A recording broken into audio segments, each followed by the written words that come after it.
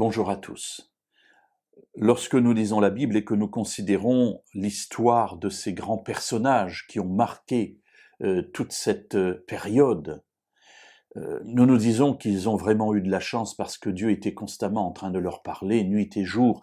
Ils avaient des visions, ils voyaient des anges, ils entendaient la parole de Dieu. Pour autant, lorsque nous lisons avec attention la Bible, les choses ne sont pas si simples. Et permettez-moi aujourd'hui de vous conduire dans une petite règle de méthodologie.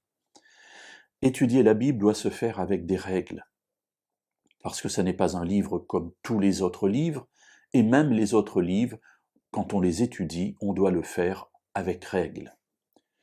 Une des règles les plus importantes, c'est de respecter le contexte, ou plutôt, pourrais-je dire, de respecter les contextes.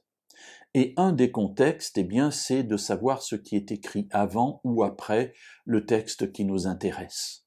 Parce que souvent, il va donner des indications, parfois d'ordre chronologique, ou sur le lieu où la scène se déroule. Et tous ces éléments sont là pour donner du corps au message qui est contenu dans le texte. Permettez-moi de prendre un exemple aujourd'hui sur la chronologie. Nous lisons dans le livre de la Genèse au chapitre 16 et au verset 15, c'est l'histoire d'Abraham qui a reçu de la part de Dieu une promesse d'avoir un fils. Ce fils ne vient pas et Sarah décide de donner Agar, sa servante, comme femme à Abraham. Le verset 15 nous dit « Agar donna un fils à Abraham et Abraham appela Ismaël le fils que Agar lui avait donné. » Abraham était âgé de 86 ans lorsque Agar lui donna Ismaël.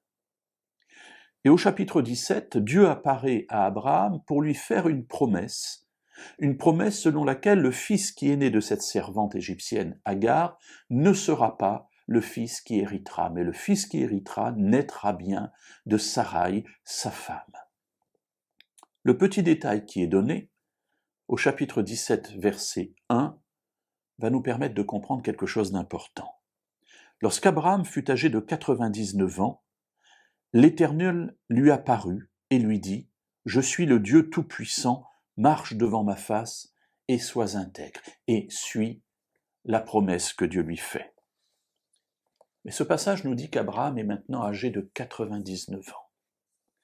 Alors mes amis, imaginez qu'il a 86 ans lorsqu'il a Ismaël comme fils, et il va falloir attendre 13 ans, c'est-à-dire qu'il est l'âge de 99 ans, pour que Dieu lui apparaisse à nouveau, pour lui faire cette promesse.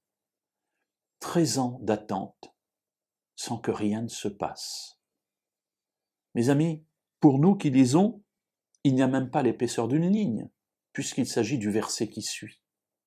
Mais pour Abraham, cette ligne, ce sont 13 ans de silence de Dieu concernant la promesse. Alors mes amis, lisons ce qu'il y a avant et après, essayons de comprendre dans quel contexte les choses sont dites, car cela nous apprend beaucoup sur la patience qu'il faut lorsque nous marchons avec Dieu.